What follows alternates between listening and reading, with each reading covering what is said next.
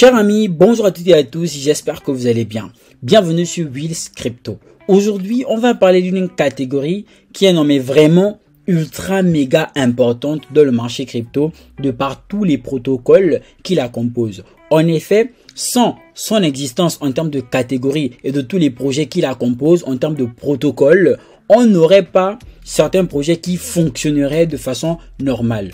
Autrement dit, c'est grâce à cette catégorie et les projets qui y sont que plusieurs autres projets vont bien évidemment bien faire leurs prestations de services au sein du marché crypto. En l'occurrence, ce genre de catégorie se fait appeler catégorie pivot, pilier indispensable au bon fonctionnement du marché crypto tout entier de par différents protocoles qui y sont. Parler de cette catégorie ainsi, c'est aussi dire qu'il existe des projets en son sein dont l'explosion ne fait aucun doute, mais que malheureusement, ceux-ci ne sont pas mis sous les projecteurs en fonction de leur juste valeur. À titre d'exemple, prenons le projet Link de Chainlink ou encore TRB de Taylor Tributes. Je suis sûr que vous avez entendu parler de ces deux crypto-monnaies, majoritairement parce qu'elles ont performé durant les mois précédents, en l'occurrence les 2 mois précédents.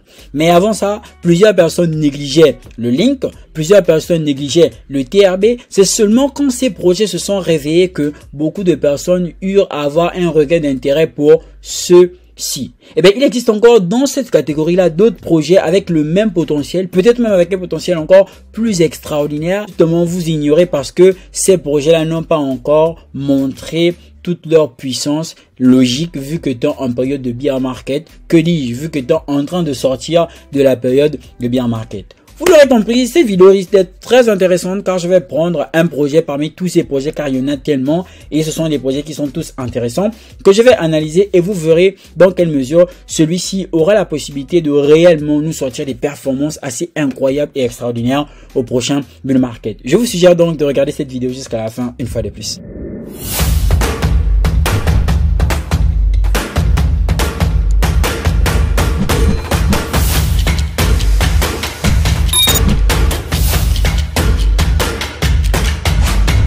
Chers amis, avant de continuer la vidéo, selon les données de YouTube, à peu près 39,6% des personnes qui regardent mes vidéos sont les personnes qui ne sont pas abonnées. Alors je vous prie de bien vouloir vous abonner en activant la cloche de notification pour ne rater aucune prochaine vidéo qui paraîtra sur la chaîne Wheels Crypto. Par la même occasion, vous pourrez aider la chaîne en y ajoutant un pouce et un commentaire et enfin en faisant aussi un partage. Ça va vraiment faire en sorte que YouTube mette la vidéo et toute la chaîne en avant afin que la communauté qui actuellement est à 7000 personnes puisse grandir. Ce sera tout simplement très intéressant. Un projet comme Chainlink, on sait que de façon générale, Chainlink va évoluer dans la catégorie relative aux services commerciaux. Mais de façon particulière, Chainlink appartient à la catégorie dite catégorie Oracle. Alors j'en ai largement parlé, même dans le groupe public Telegram Wheels Crypto que je vous suggère de rejoindre en cliquant sur le lien en barre de description.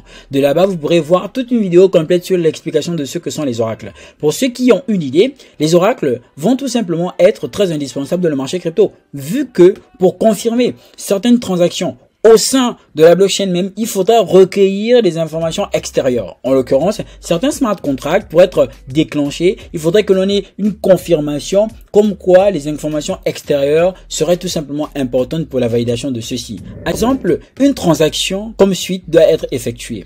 Si Lionel Messi marque un but, je dois envoyer 50 000 $ de par l'un de mes portefeuilles crypto à l'un de mes amis. Il se trouve que pour que les 50 000 $ en termes de pari soient envoyés à l'un de mes amis, il faut impérativement que Lionel Messi ait marqué le but.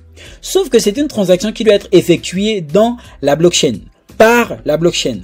Or, il faut donc l'information selon laquelle Lionel Messi est marqué qui parviennent à la blockchain.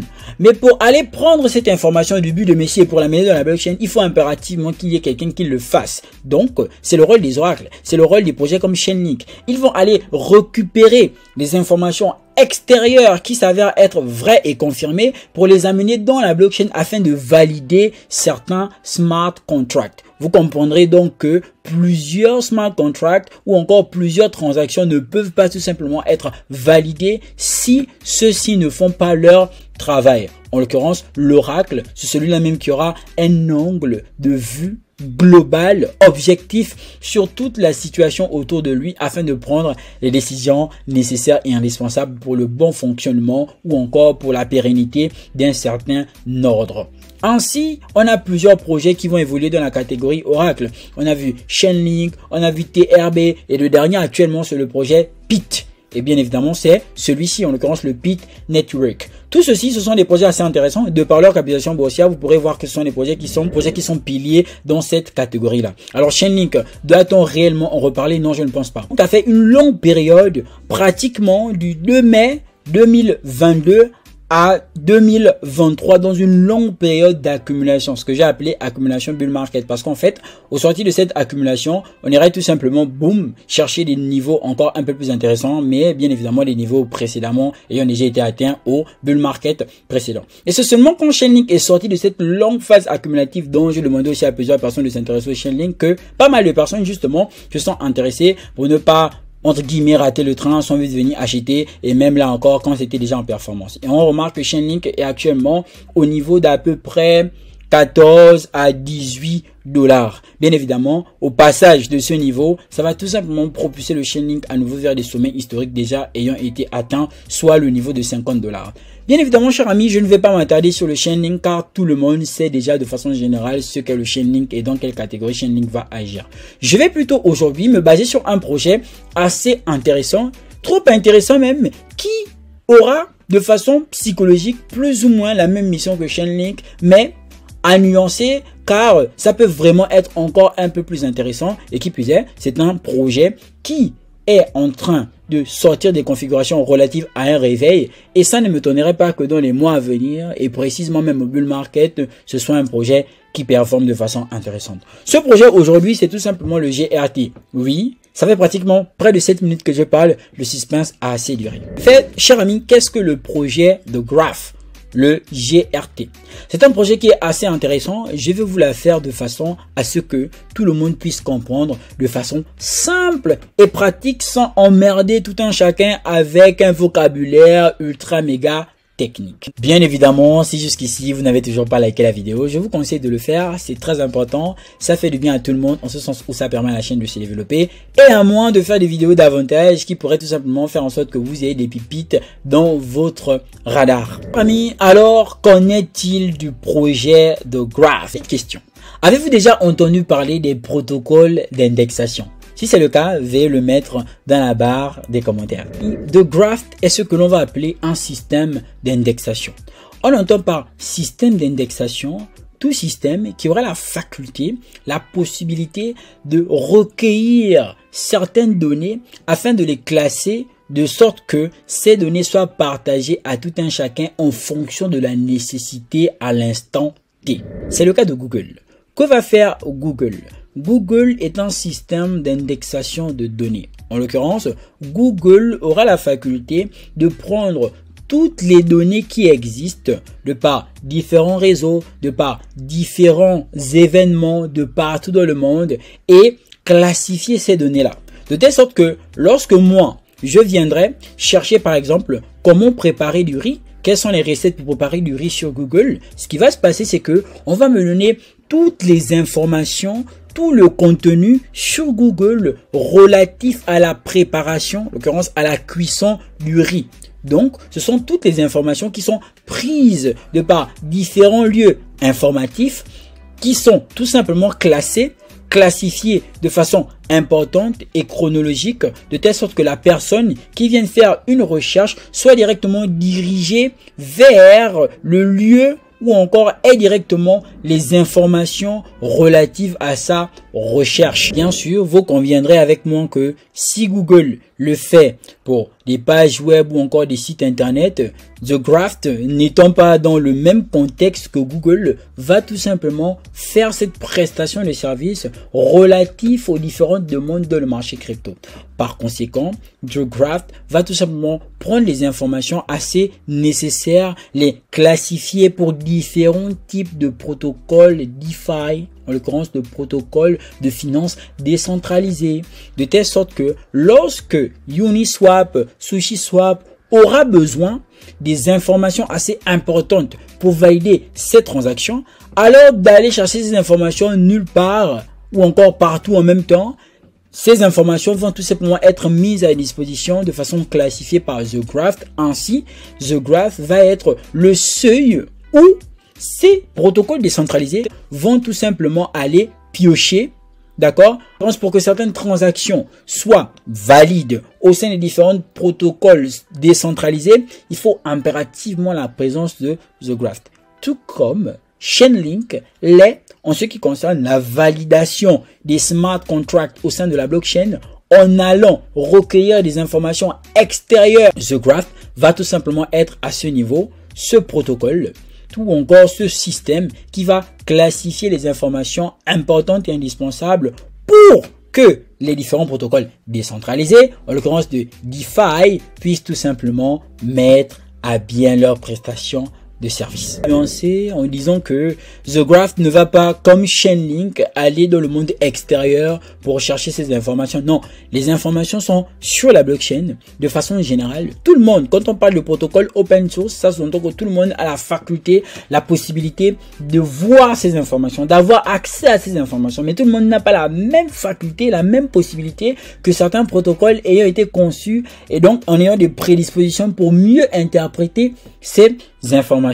Et donc, The Graph se trouve être un protocole assez important pour que les applications décentralisées, encore appelées des DApps, puissent tout simplement valider certains smart contracts, surtout liés aux différentes données indispensables au sein de la blockchain qui ne sont pas nécessairement déchiffrables par ces différentes plateformes d'applications décentralisées. Donc, vous l'aurez compris, The Graph est un projet qui est très intéressant en ce sens. En fait, c'est comme tout simplement Axelar. Axelar va agir dans ce que l'on appelle l'interopérabilité. Ça sous-entend que c'est une couche au sein de laquelle plusieurs autres couches seront abritées afin que ces projets puissent communiquer entre eux. Regardez, c'est un peu l'image qui est représentée ici. Ça veut dire que tous les protocoles là pourront à l'avenir communiquer entre eux, bien que n'ayant pas été conçus sous le même langage de programmation à cause d'une même base, d'un même socle qui est tout simplement le Axelar. Et ben ici, mettez tout simplement The Graph et vous mettez tout le reste ici là comme étant des applications décentralisées. Ça veut dire que pour que ceux-ci puissent fonctionner, en ce sens d'avoir des bonnes informations pour valider leurs différents smart contracts de façon individuelle, ils ont besoin de venir chercher les informations sur The Graph d'ici, de remplacer ce que Axelar est en train de faire. Bien évidemment, ici, The Graph sera le lieu où on vient recueillir de l'information. Quant au moment à Axelar actuellement, où c'est carrément le lieu à partir duquel toutes les autres plateformes vont tout simplement fonctionner. Donc, je pense que tout un chacun aurait compris ce que je suis en train de vouloir vous dire. Donc, on a besoin d'un protocole comme ça qui va aller rechercher les informations à notre place et nous, on aura besoin de ces informations-là pour tout simplement valider nos transactions à nous. Chers amis, vous avez donc, en fonction de la prestation des services de The Graph, tous ces réseaux qui y sont directement indexés. Ici le Uniswap ou encore le Dodo, pas mal de protocoles de finances décentralisés sont tout simplement indexés à The Graph. Regardez ici, on a par exemple le Radiant. La liste est tout simplement exhaustive. Tous ces projets-là vont pour le bon fonctionnement de leur réseau utiliser les données qu'offre The Graph. Donc, vous comprenez que ce genre de projet, c'est un projet qui justement, en fonction de son évolution, est voué à ce que l'on appelle la réussite. En ce sens où on a tous intérêt à ce qu'il soit viable. Car si on l'enlève comme étant un pilier, tous les projets auront tendance à moins bien fonctionner. Que ce qui fait le bruit n'est pas nécessairement ce qui est une bonne chose. Tout comme il y a des bonnes choses qui sont dans le silence. En l'occurrence, il y a des projets qui sont en train de travailler, qui font un énorme ultra méga colossal, mais dont on ne parlera pas nécessairement. Et c'est un peu de là que vient la notion d'être sous-coté. Tout comme il y a des projets qui vont sortir demain, Coquinou et consorts, ou encore Moustiquinou, qui vont comme ça à plus faire le bruit. Et donc, qui se pose même la question de savoir, qu'est-ce qui au final engendre le fait qu'une crypto-monnaie ou encore un protocole vient à tout simplement performer. Sa vraie prestation de service, ou tout simplement la poussée communautaire qui engendre le fait que l'on accepte, que l'on adopte le projet, sans nécessairement qu'il ait des fondamentaux ultra méga importants et intéressants. Le projet The Graph connaît de jour en jour des mises à jour qui sont importantes pour la bonne évolution de l'écosystème. Bien sûr, jusqu'ici, le projet a su construire une communauté assez intéressante d'à peu près 300 000 abonnés sur Twitter. Pour mener le projet à bien, l'équipe avait levé 25 millions de dollars. Bien évidemment, c'était en 2020, donc c'est pas un tout nouveau projet, c'est un projet qui est là bien depuis. Évidemment, tout l'écosystème sera centré sur un jeton appelé le GRT, qui est actuellement à 0,16, en l'occurrence 16 centimes. Alors, je sais qu'il y a des passionnés de l'ATH, donc très certainement beaucoup iront d'abord regarder quel a été son ancien ATH. Son ancien ATH a été pratiquement de 2 dollars. Alors, je pense que c'était tout simplement le lancement et que il a fallu cette période de bear market pour voir si le projet avait tout simplement les codes solides pour assurer sa mission, parce qu'ici, ils s'en sont très bien sortis. Important pour nous de regarder tout ce que je suis en train de dire en termes de statistiques de par le graphique. Et comme vous pouvez le remarquer ici sur le graphique de The Graph,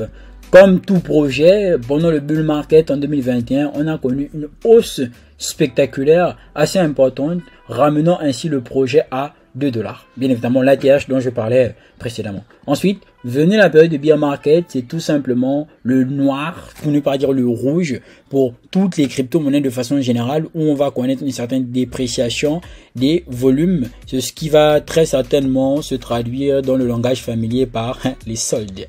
Et donc, c'était le moment pour pas mal de personnes, ou encore c'est le moment pour pas mal de personnes pendant cette période-là, de tout simplement recharger leur position en fonction des protocoles qui sont assez intéressants, qui proposeront des choses à l'avenir, donc des protocoles viables.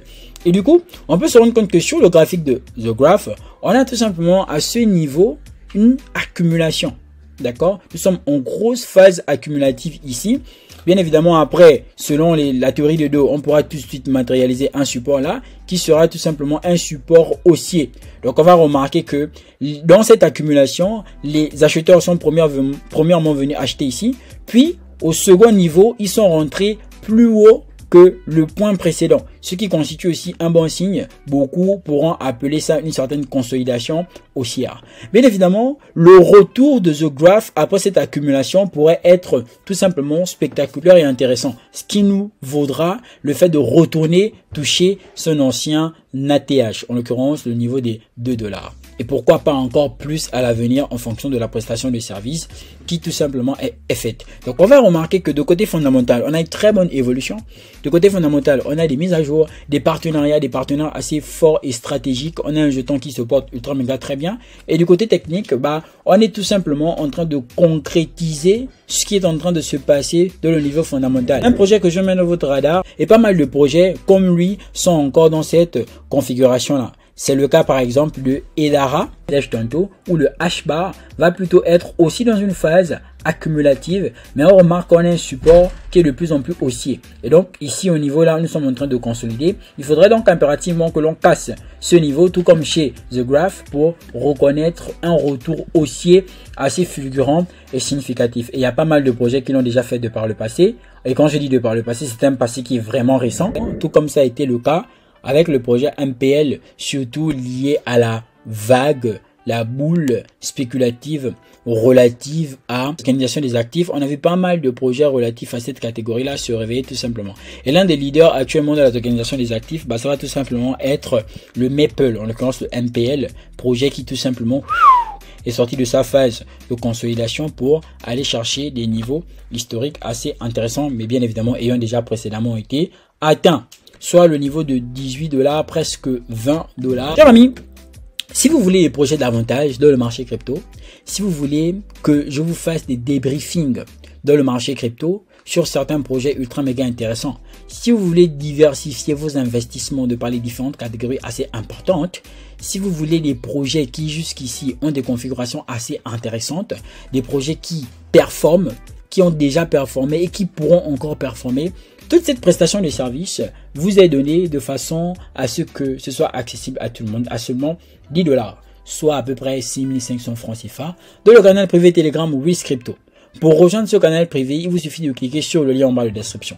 Les moyens de paiement sont divers, Orange, Wave, USDT, BNB, tout ce que vous voulez, qui pourrait tout simplement faire en sorte qu'il y ait une certaine compensation du travail qui est fourni. Le canal privé Telegram, il est ouvert à tous, dans lequel j'organise aussi des lives. Ce sera donc un réel plaisir de vous compter parmi nous. Il vous suffira de cliquer sur le lien en bas de la description, ce qui vous ramènera directement dans mon WhatsApp pour avoir toutes les modalités et tous les moyens d'inscription. D'ici là, portez-vous bien. N'oubliez surtout pas de liker, commenter et partager. J'espère que le projet The Graph parle à beaucoup de personnes. On se dit à très bientôt. Allez, peace out.